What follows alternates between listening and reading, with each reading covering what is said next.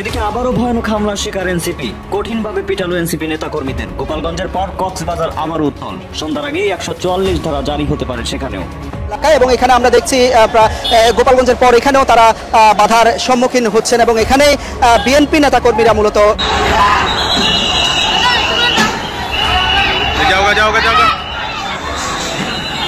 গোপালগঞ্জের সমাবেশকে ঘিরে রক্তক্ষয়ী সংঘর্ষের পর এবার কক্সবাজারের চকরিয়ায়ও তোপের মুখে পড়েছেন জাতীয় নাগরিক পার্টির নেতাকর্মীরা।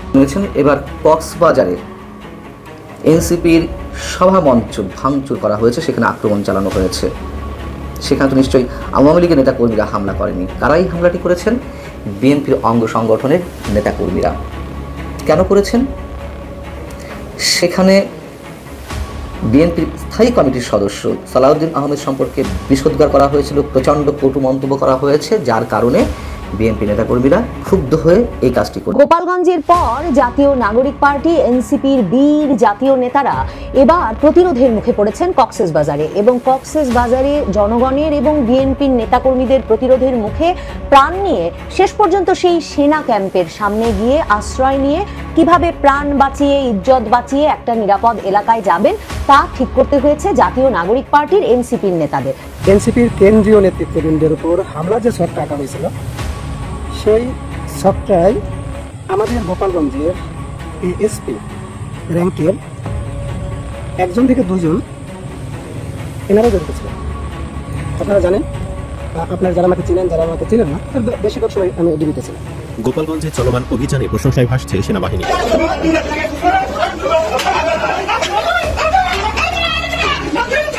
এমন পরিস্থিতির কারণে সেখানে কারফিউ পর্যন্ত জারি করা হয়।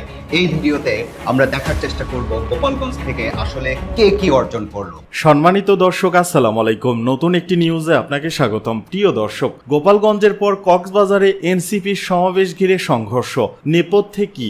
দিকে দিকে কেন হামলার মুখে এনসিপি? অবশেষে জানা গেল চাঞ্চল্যকর তথ্য। এদিকে গোপালগঞ্জে এনসিপির সমাবেশে হামলার ঘটনায় পুলিশের এসপি জড়িত। বেরিয়ে এলো গোপালগঞ্জের ঘটনার মাস্টারমাইন্ডের নাম। ফাঁস হলো চাঞ্চল্যকর তথ্য। অপরদিকে গোপালগঞ্জ থেকে কে কি পেল, এনসিপির অর্জন কি পেল আওয়ামী লীগ, এ নিয়ে যে গুরুত্বপূর্ণ তথ্য দিলেন সাংবাদিক মঞ্জুরুল করিম। আমাদের আজকের ভিডিওতে অত্যন্ত গুরুত্বপূর্ণ তথ্য শেয়ার করা হয়েছে। দয়া করে ভিডিওটি শুরু থেকে শেষ পর্যন্ত ধৈর্য সহকারে দেখে একটি লাইক দিয়ে সবাইকে বেশি বেশি করে শেয়ার করে দিবেন। সেই সাথে আমাদের ভিডিওটি আপনি বাংলাদেশের কোন জেলায় বসে দেখছেন বা শুনছেন সেটি অবশ্যই কমেন্ট বক্সে কমেন্ট করে জানিয়ে দিতে ভুলবেন না। গোপালগঞ্জের সমাবেশকে ঘিরে রক্তক্ষয়ী সংঘর্ষের পর এবার কক্সবাজারের চকরিয়ায়ও তোপের মুখে পড়েছেন জাতীয় নাগরিক পার্টির নেতাকর্মীরা। পৌর শহরের জনতা শপিং সেন্টার চত্বরে তৈরি করা এনসিপির মঞ্চ ভেঙে দিয়েছে বিএনপি ও ছাত্র দলের নেতাকর্মীরা। এ সময় তৎপর হয় সেনাবাহিনী এবং পুলিশ সদস্যরা। ছত্রভঙ্গ করে দেওয়া হয় হামলাকারীদেরকে।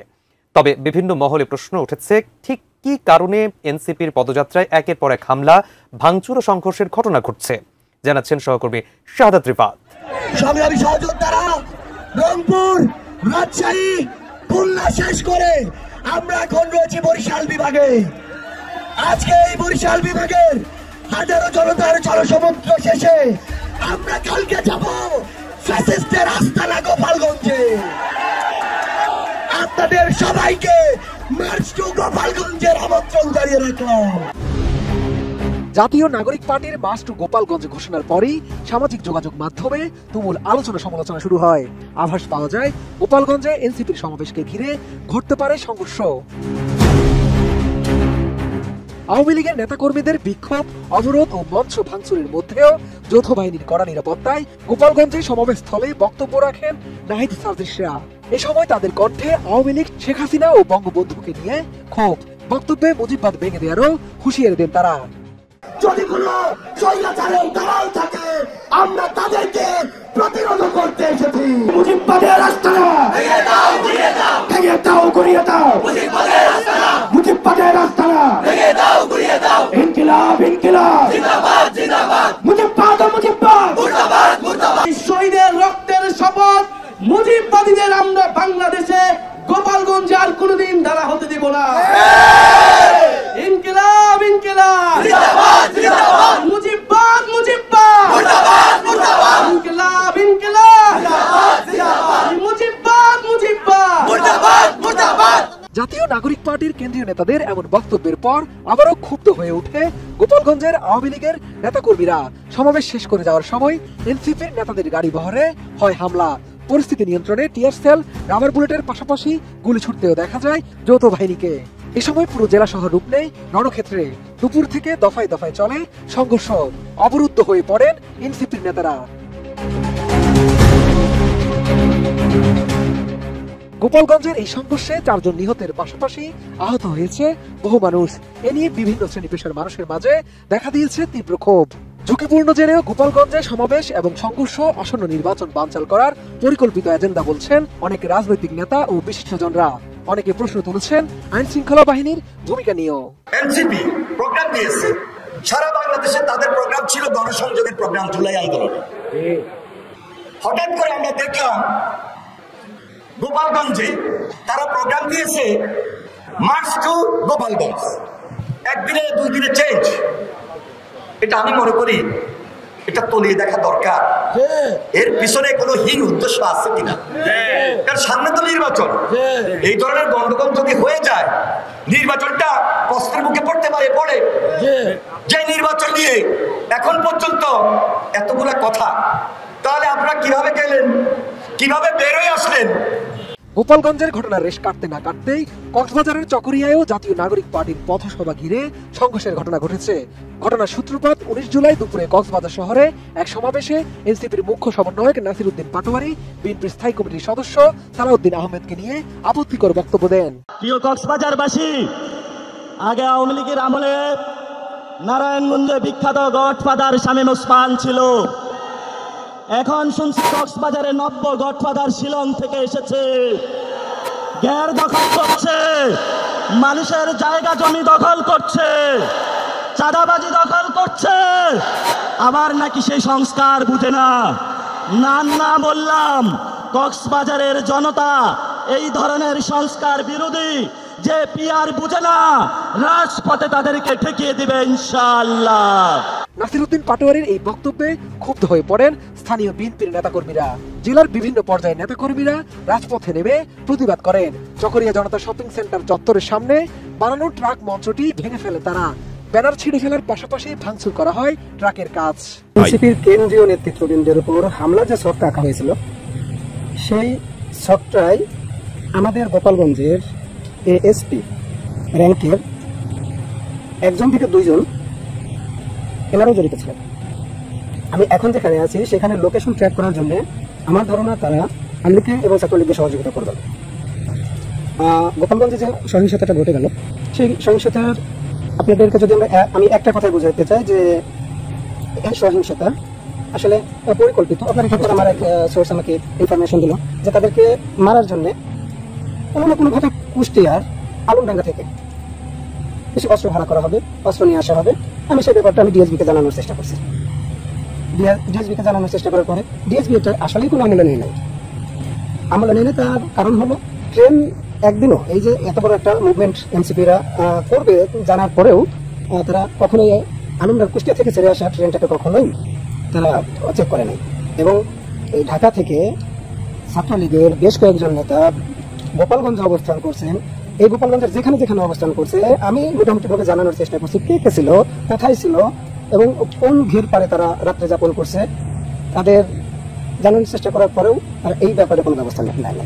আমি যখন দেখলাম যে শুধু শুধু এনসিপি কিছু কেন্দ্রীয় নেতৃবৃন্দকে এখানে ডেকে এনে বিপদে ফেলা হবে, তাদের উদ্দেশ্য ছিল দূর থেকে শুট করা। আর আমি ছিলাম মাত্র 15 গজের ভিতর। আপনারা যারা বিশেষ করে এই ব্যাপারে জানেন, হয়তো জানেন না, তাদেরকে একটু বলে দেই যে ভাই কেউ যদি খুব শার্প শুটার হয় এবং 9mm দিয়ে গুলি করার চেষ্টা করে তাকে অবশ্যই 15 গজের ভিতরে এসে টার্গেট কিলিং করতে হবে। তো আমি মাত্র 15 গজ ধরেছিলাম মাত্র 2টা উদ্দেশ্যেই। একটা হলো যেন পিছন থেকে 1 জন আসুক 2 জন আসুক তাদেরকে প্রতিরোধ করা যায়, অথবা যদি প্রতিরোধ করে না যায় 5 সেকেন্ড থেকে 7 সেকেন্ডের ভিতরে যেন যায় মঞ্চের উপর দাঁড়িয়ে বুকটা পেতে দেওয়া যায়। উদ্দেশ্য ছিল 2টা। একটা যদি আটকাইতে পারি আটকাইতে পারলো, তাহলে মিনিমাম যেন আল্লাহ না করুক যেন গুলিটা আমার বুকে লাগে। কারণ প্রশাসনের এত বড় বেইমানি আমি আগে কখনো দেখিনি। আপনারা ভিডিওতে দেখবেন যে আমি ওখানে খুব নীরবভাবেই বসেছিলাম। 16 জুলাই গোপালগঞ্জের জাতীয় নাগরিক পার্টি বা এনসিপির যে পদযাত্রা কর্মসূচি, সেটাকে কেন্দ্র করে রণক্ষেত্রে পরিণত হয় গোপালগঞ্জ।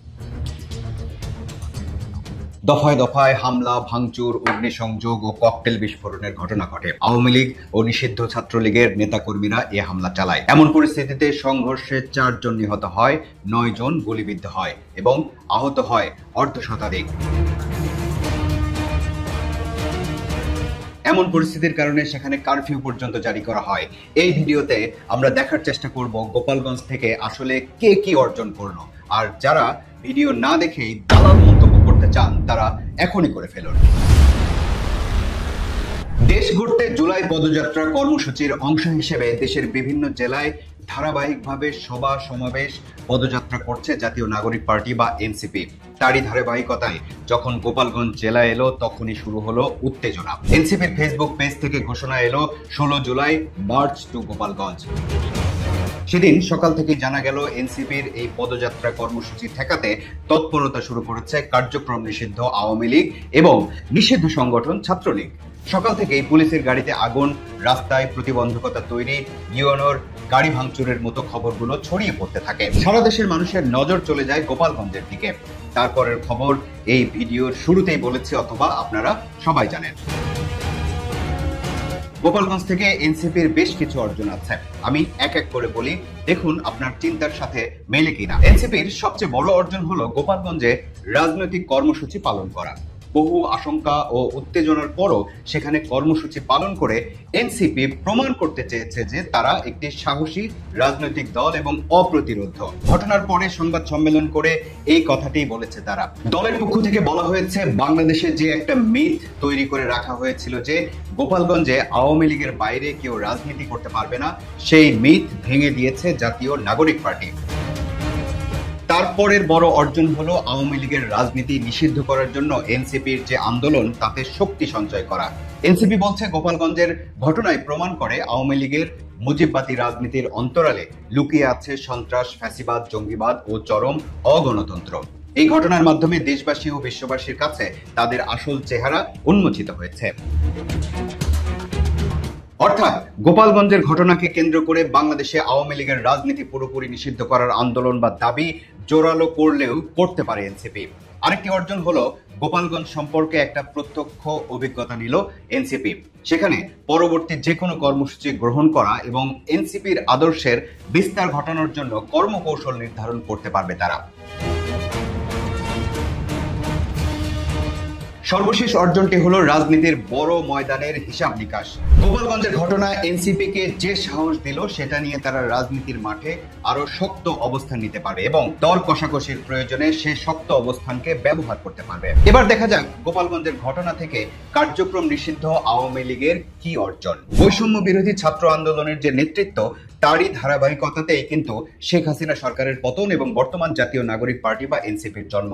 সুতরাং আওয়ামী লীগের দীর্ঘমেয়াদী শত্রু বা প্রতিপক্ষ যে এনসিপি, এ কথা বলাই যায়। সেই এনসিপির বিরুদ্ধে একটা কিছু করে দেখানোর সুযোগ হয়তো তারা অনেক দিন থেকেই খুঁজছিল, আর সেই সুযোগটাই এসে যায় 16 জুলাই। এই ঘটনায় আওয়ামী লীগ সুস্পষ্টভাবে কয়েকটি বিষয় প্রমাণ করতে চেয়েছে। তার মধ্যে সবচেয়ে জোরালোভাবে যে কথাটা বলা হচ্ছে তা হলো গোপালগঞ্জে যে আওয়ামী লীগের একটা শক্ত অবস্থান আছে সেটা তারা প্রমাণ করেছে। এর মাধ্যমে সারা দেশে তাদের যেসব নেতাকর্মী আছে তাদেরকেও অনুপ্রাণিত করতে পারবে বলে মতামত অনেক রাজনৈতিক বিশ্লেষকের। সেক্ষেত্রে তারা আবার ভিন্ন কিছু আশঙ্কার জায়গাও দেখছেন। গোপালগঞ্জের ঘটনায় যদি আওয়ামী লীগের নেতাকর্মীরা অনুপ্রাণিত হয় তাহলে আরো অনেক জায়গাতেই এমন ঘটনা ঘটতে পারে। বিএনপি, জামায়াতে ইসলামী বা অন্য রাজনৈতিক দলগুলোর কি ফায়দা হলো গোপালগঞ্জ থেকে, সে হিসাব নিকাশ করতে চাই না এই আলোচনায়। কারো কারো মতে জুলাই আন্দোলনের পক্ষের শক্তিগুলোর মধ্যে ভাঙনের কারণেই গোপালগঞ্জে এমন ঘটনা ঘটেছে। আবার কেউ কেউ বলছেন গোপালগঞ্জের ঘটনা জুলাই আন্দোলনের পক্ষের শক্তিগুলোকে আবারও এক কাতারে নিয়ে আসবে। না, আমার কাছে সেটা মনে হয় না। কেন মনে হয় না সেটা অন্য কোনো সময় বলা যাবে। সবশেষে আপনাদেরকে একটা কনস্পিরেসি থিওরি বা ষড়যন্ত্র তত্ত্বের কথা বলে যাই। বাংলাদেশের পরবর্তী নির্বাচন নিয়ে বহু ধরনের সন্দেহ, সংশয় আর ষড়যন্ত্রের কথা প্রতিদিন আলোচনা হয়। রাজনৈতিক নেতারাও তাদের বক্তৃতা আর বিবৃতিতে এই ষড়যন্ত্রের তত্ত্বকে উস্কে দেন। গোপালগঞ্জের ঘটনায় সেই ষড়যন্ত্র তত্ত্ব আবারও সামনে চলে এসেছে। কিভাবে? এই ষড়যন্ত্র তত্ত্বের সবশেষ অবস্থা হলো, অনেকেই বলছেন এনসিপি তো গোপালগঞ্জে না গেলেও পারত, তারা জানতোই যে এমন হবে এবং জেনে বুঝেই তারা সেখানে গেছে। উদ্দেশ্য হলো একটা ঝামেলা তৈরি করে নির্বাচন পিছিয়ে দেওয়ার প্রক্রিয়া করা। কিন্তু আমার কাছে মনে হয় না যে পদযাত্রা থেকে তারা গোপালগঞ্জকে বাদ দিতে পারত, তাতে বরং রাজনৈতিকভাবেই তারা ক্ষতিগ্রস্ত হতো। তারপর কি হলো? গোপালগঞ্জে যখন এনসিপির কর্মসূচিতে হামলা হলো, তখন এনসিপির নেতাকর্মীরা নিরাপত্তা দিতে ব্যর্থতার জন্য সরাসরি আঙ্গুল তুলেছেন আইন শৃঙ্খলা রক্ষাকারী বাহিনীর দিকে। অর্থাৎ আইন শৃঙ্খলা রক্ষাকারী বাহিনী তাদের কর্মসূচির নিরাপত্তা দিতে ব্যর্থ হয়েছে। এরপরে এনসিপি নেতা আব্দুল হান্নান মাসুদ বললেন, একটা জেলায় জাতীয় নেতাদের নিরাপত্তা দিতে পারে না, তারা করবে নির্বাচন। তাহলে কি নির্বাচন নিয়ে যে ষড়যন্ত্র তত্ত্ব সেটা আবার সামনে চলে আসবে? কিছু কিছু রাজনৈতিক দল কি একটা সুষ্ঠু নির্বাচন আয়োজনে আইন শৃঙ্খলা রক্ষাকারী বাহিনীর সামর্থ্য নিয়ে প্রশ্ন তুলে রেখে বসবে? কি জানি, সময়ে বলে দেবে এসব প্রশ্নের উত্তর। এরপরও আমাকে রর এজেন্ট বললে ধরে নিতে হবে আমার তকদিরে আছে। মন্তব্য বিএনপির স্থায়ী কমিটির সদস্য সালাউদ্দিন আহমেদের। বিএনপির স্থায়ী কমিটির সদস্য সালাউদ্দিন আহমেদ বলেছেন, এরপরও যদি কেউ আমাকে র এর এজেন্ট বলে তাহলে ধরে নিতে হবে এটি আমার তকদিরে লেখা ছিল। সম্প্রতি এক বক্তব্যে আওয়ামী লীগের ভারতপন্থী ভূমিকাকে তুলোধনা করে তিনি বলেন, আওয়ামী লীগ শেষ পর্যন্ত প্রমাণ করেছে তারা ভারতের লোক। তারা বহু দিন ধরে বাংলাদেশকে ভারতের করদ রাজ্য বানাতে চেয়েছে এবং এক জায়গায় তারা সফল হয়েছে, তারা নিজেরা আশ্রয় পেয়েছে। তিনি বলেন, আওয়ামী লীগ বলতো বিএনপি ভারত বিরোধী, কিন্তু আজ প্রমাণিত হয়েছে কারা সত্যিকার অর্থেই ভারত ঘেঁষা। বাংলাদেশের মানুষ আজ বুঝে গেছে কারা ভারতপন্থী আর কারা জাতীয় স্বার্থের পক্ষে। সালাউদ্দিন আহমদ তার ভারতে আটক এবং মুক্তির অভিজ্ঞতার কথা উল্লেখ করে বলেন, আমাকে ওখানে জিজ্ঞাসাবাদে বলা হয়েছিল আমরা তো এন্টি ইন্ডিয়া। আমি বলেছিলাম আমি একজন বাংলাদেশি, আমি দেশের স্বার্থে কথা বলি। এর মধ্যে আমাকে ভারত বিরোধী তকমাও দেওয়া হয়। তিনি অভিযোগ করেন, আওয়ামী লীগ এখন বাংলাদেশের জাতীয় নিরাপত্তার জন্য হুমকি। তারা এমন একটি গোষ্ঠী যারা বাংলাদেশকে শাসন ও শোষণ করতে চায়, অথচ দেশের অস্তিত্বেই তাদের কোনো বিশ্বাস নেই। ভারতে তার মামলা ও আইনি লড়াই প্রসঙ্গে তিনি বলেন, 4 বছর নিম্ন আদালতে লড়াই করেছি, এরপর আপিলে আরো 4 বছর কেটেছে। টেসপারের মতো মামলায় আমাকে খালাস পেতে এত কাগজপত্র জমা দিতে হয়েছে। জাতিসংঘ, হাউস অব কমন্স, আন্তর্জাতিক মানবাধিকার সংস্থা থেকে শুরু করে বাংলাদেশে মিডিয়ায় প্রকাশিত রিপোর্ট পর্যন্ত। তিনি আরো বলেন, ভারত সরকারের আপিলের পর আবারও আমাকে লড়তে হয়। এই সময়টাতে আমার পরিবার, সন্তানরা ভীষণ কষ্ট করেছে। আমি বাবা হিসেবে, স্বামী হিসেবে থাকতে পারিনি। যারা গুম হয়েছে তাদের পরিবারের কাছে প্রশ্ন রাখুন, তাদের অবস্থাটা কেমন। সালাউদ্দিন বলেন, যারা এসব নিয়ে গুজব ছড়ায় তারা জানে তারা কি করছে। তারা গণতন্ত্রকে অপমান করছে। এসব প্রশ্ন যারা তোলে তারা ফ্যাসিস্টদেরই উপকার করছে।